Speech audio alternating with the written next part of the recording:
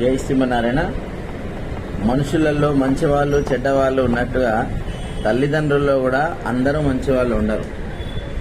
పెళ్ళయ్యే వరకే మంచిగా ఉంటారు. పెళ్ళైన తర్వాత అనుమానము, అపార్థము, అరాచకము, తర్వాత అసమానతలు, అబద్ధాలు, స్వార్థము, అణచివేత, ఇలాంటివి కూడా హత్యా ప్రయత్నము పిల్లలపై చేసి వాళ్ళను రకరకాలుగా అనగదొక్కడానికి చూసే తల్లిదండ్రులు కూడా ఉంటారు.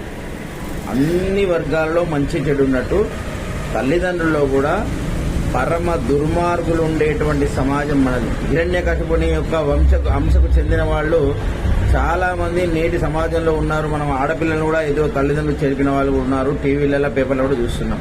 కాబట్టి మీరు ఇలాంటి వాళ్ళని అనుభవించినట్టయితే లైక్ చేయండి, షేర్ చేయండి, మరింత మందికి